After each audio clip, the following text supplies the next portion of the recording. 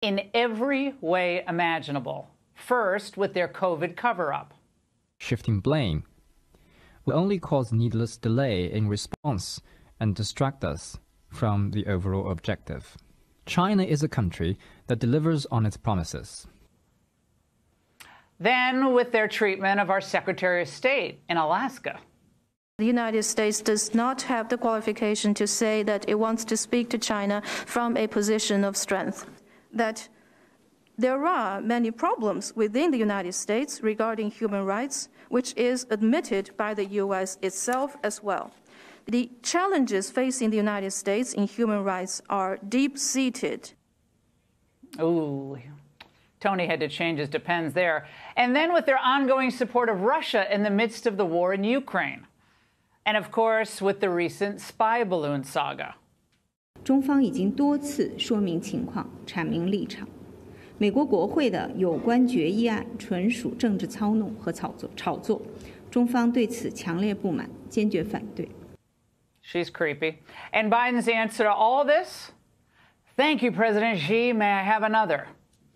Well, today our president made it clear to China that they can literally do almost anything to us, and it will not derail his overriding desire to get closer to the CCP. We are going to keep our allies and the Congress contemporaneously informed of all we know and all we learn. And I expect to be speaking with President Xi, and I hope we are going to get to the bottom of this. Yeah, definitely sounds vigorous there. This is pathetic. The more Biden grovels, the more he shows weakness, the higher the price China will make our country pay to stay in their good graces. China doesn't want to be our partner or even our competitor. China wants to be our master. This White House, though, would rather negotiate with President Xi than negotiate with Kevin McCarthy. On the debt ceiling, the White House says no negotiation, no strings attached. The debt ceiling has to be raised. But they'll bend over backwards to accommodate China's concerns and interests on almost any issue. So how sick and twisted is this? Meanwhile, Biden tries to peddle more incredible excuses. My friends, these guys in the administration are either incompetent, corrupt, or both. Biden needs to do something drastic to regain even a shred of credibility. You know it's bad when even Mitch McConnell is disturbed by what he's hearing behind closed doors. We've been in these briefings, as you suggest, but they don't seem to know anything. I've never been in briefings where I learned so little.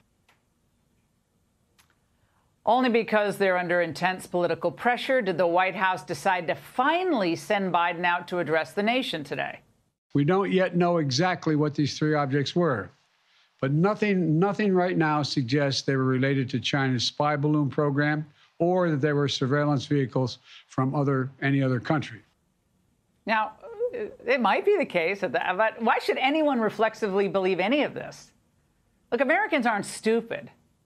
They don't know what the other objects were. They say that. But they can definitely say they're not Chinese. What, because the Chinese tell us so? At the State Department and the Pentagon, the mood is to accommodate. Don't antagonize China. They want our relationship back on track with China, no matter what.